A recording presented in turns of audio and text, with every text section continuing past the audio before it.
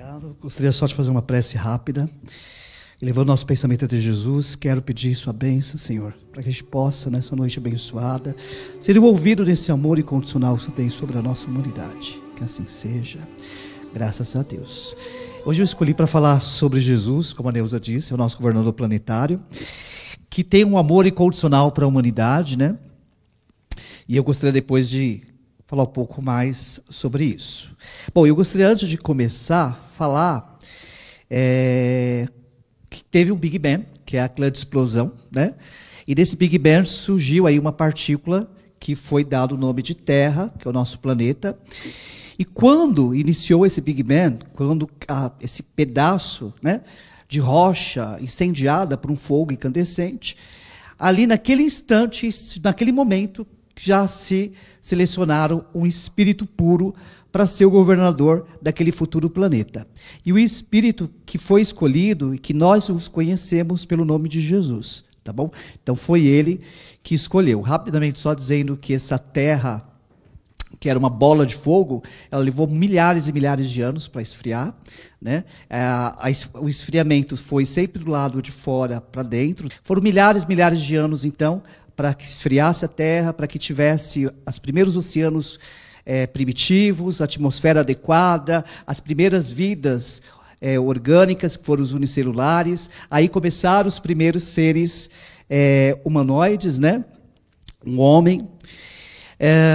Bom, então foi nesse momento, como eu disse, que Jesus foi escolhido, tá? Quando, desse momento, vai só um instantinho para a foto. Obrigado, Sônia.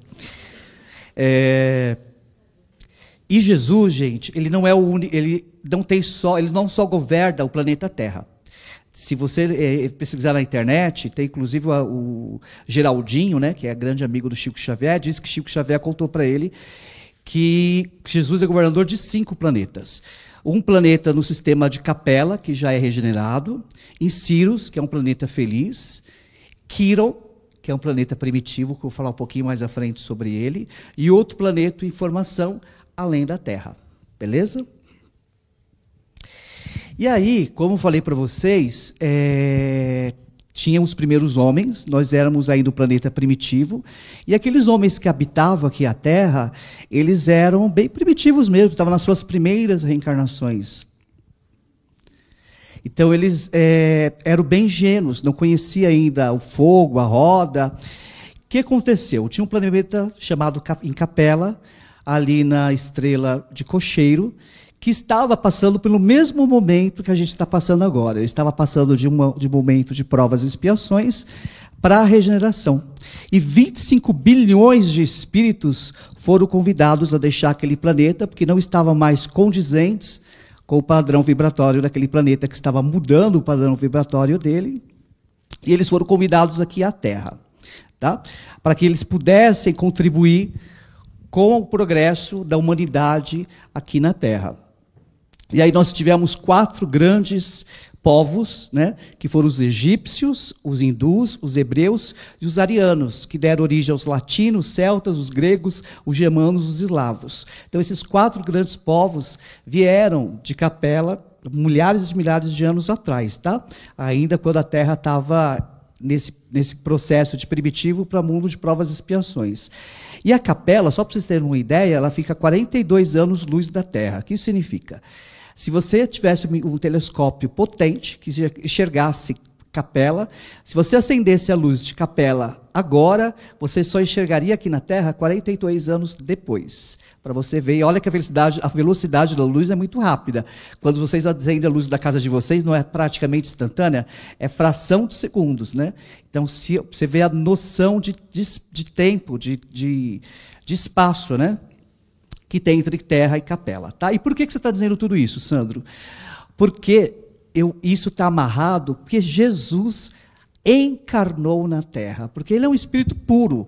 Se ele governa 5 planetas, por que ele iria encarnar no planeta ainda tão atrasado que é a Terra? Né?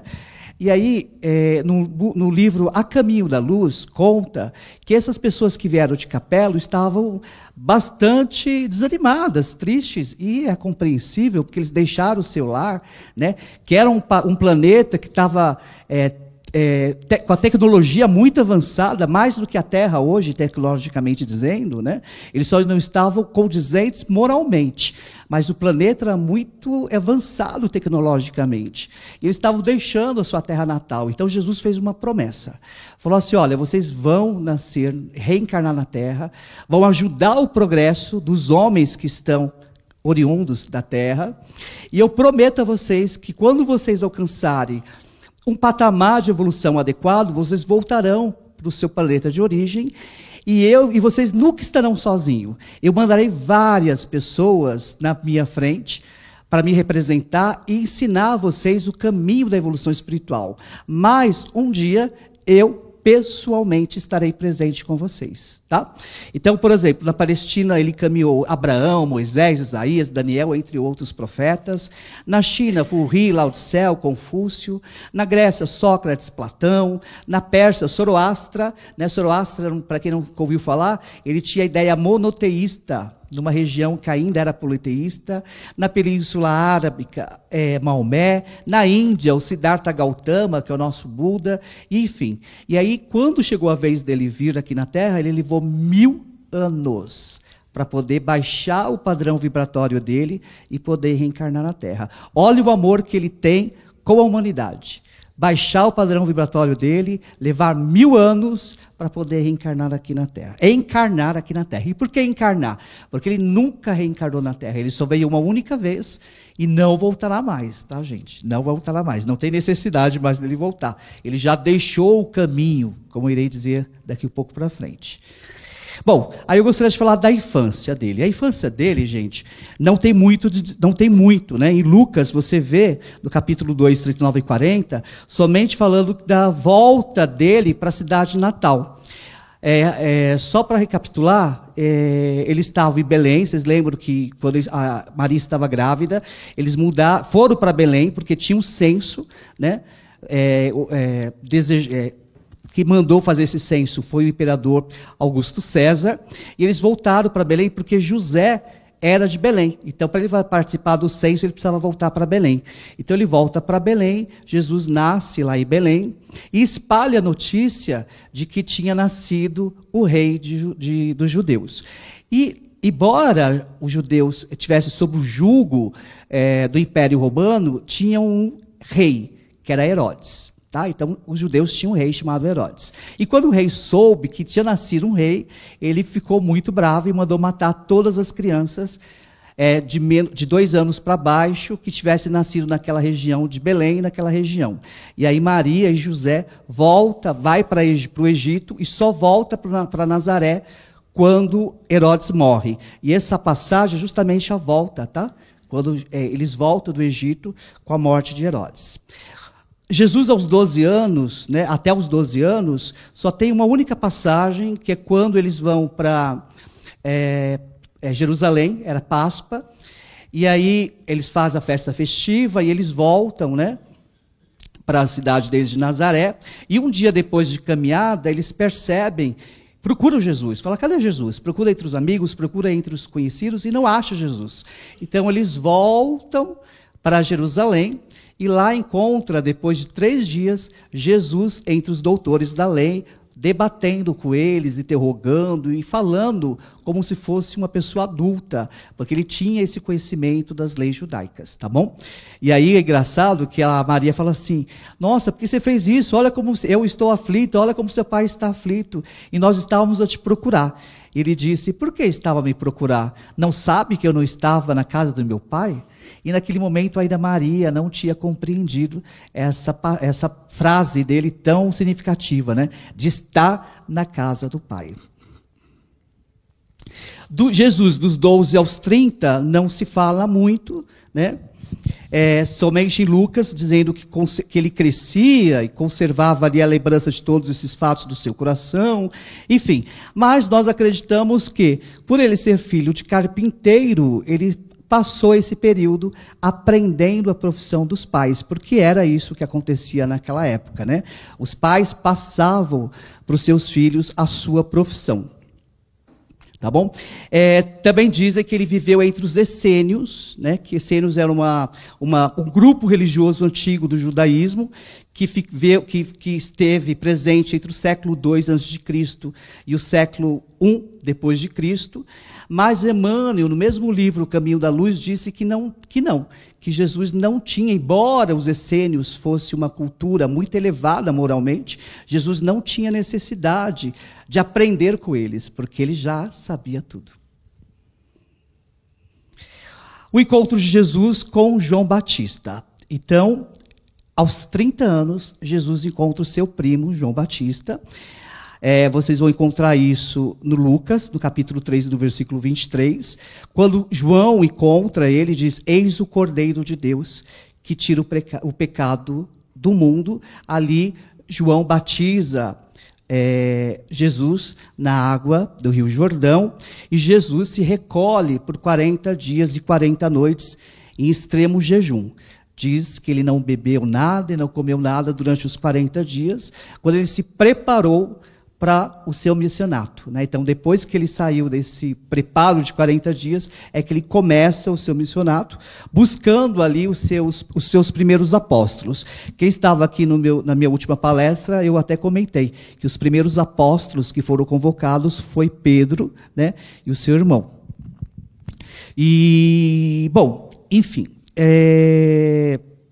eu trouxe aqui, você sabe que Jesus, nesse período dele, né, de missionato, de apostolato dele, ele fez inúmeras curas, né?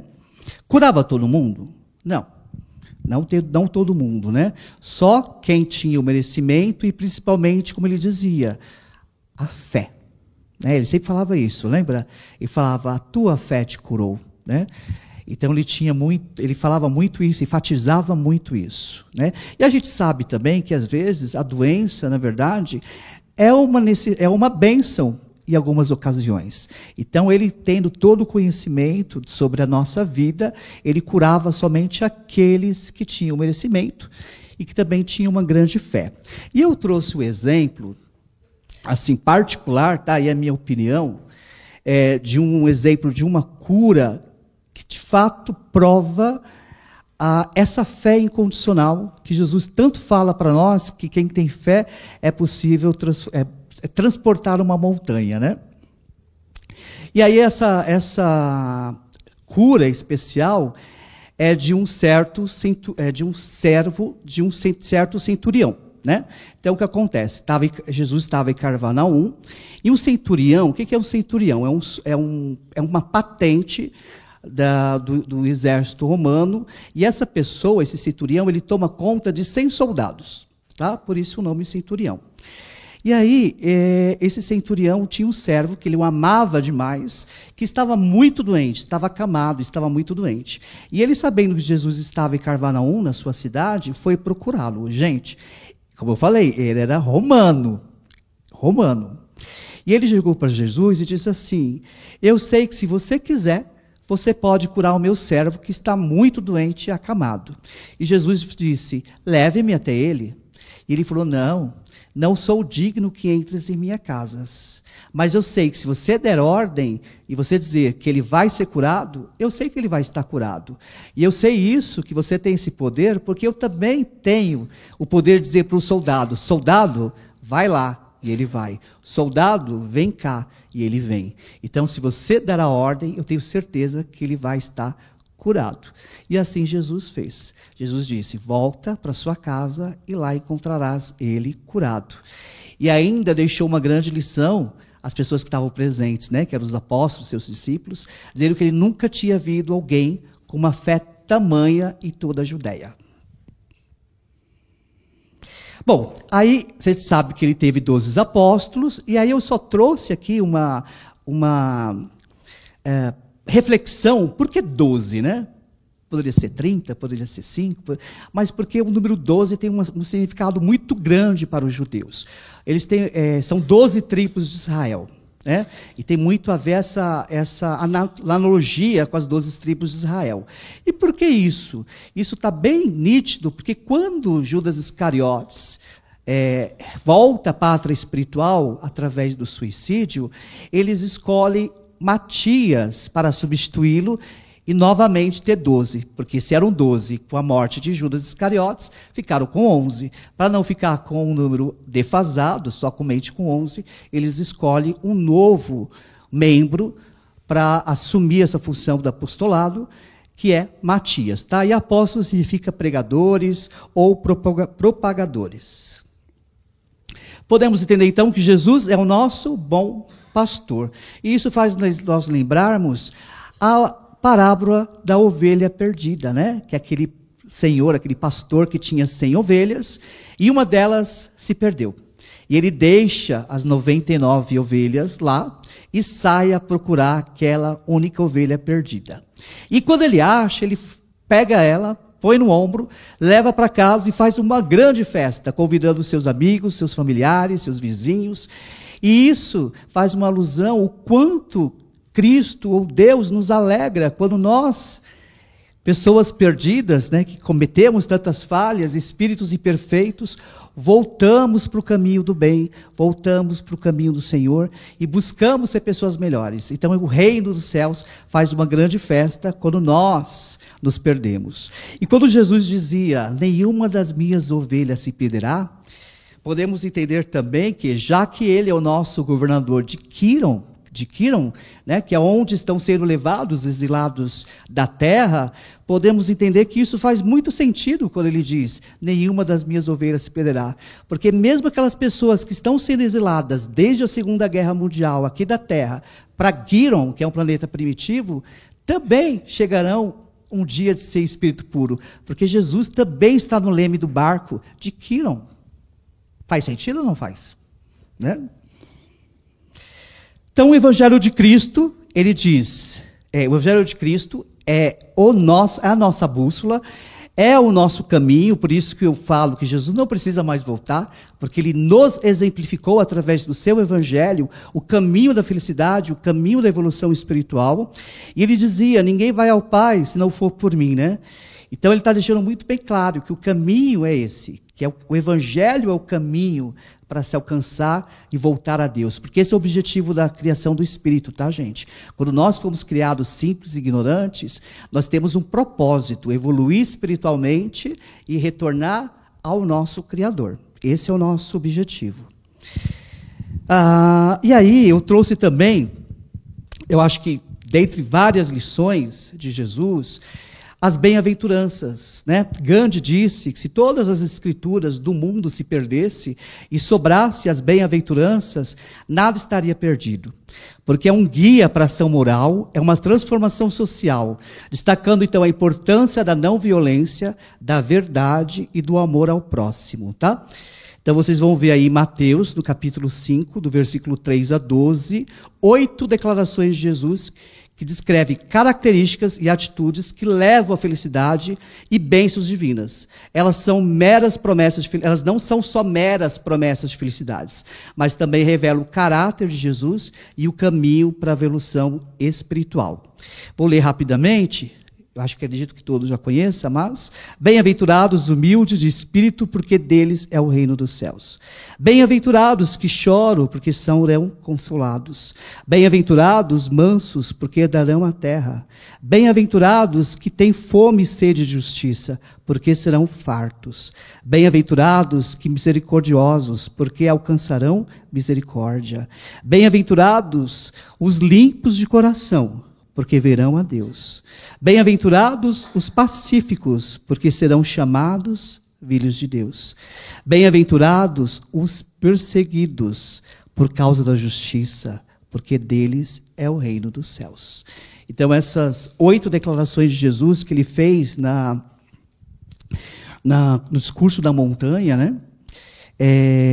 E ele deixou para a humanidade o caminho da evolução. Por isso que Jesus é um espírito realmente que a gente não tem palavras para dizer sobre eles, né? Porque é o nosso guia, é o nosso modelo, é o nosso irmão maior, e a gente deve, de fato, abraçar essa doutrina, né, cristã para nossa evolução e para que a gente possa cumprir essa missão reencarnatória. Eu já disse isso umas vezes e repito, né?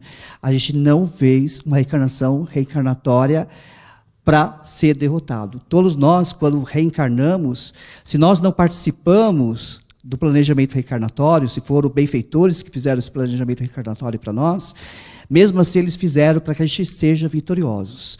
E nós temos todos os caminhos, tudo que é necessário para sairmos dessa encarnação, eu como Sandro, ela como Neuza e vocês aí, vitoriosos. Então, se não ainda abraçaram o Evangelho, abracem, estudem e principalmente se esforcem para praticar. Tá bom? Uma noite abençoada a todos.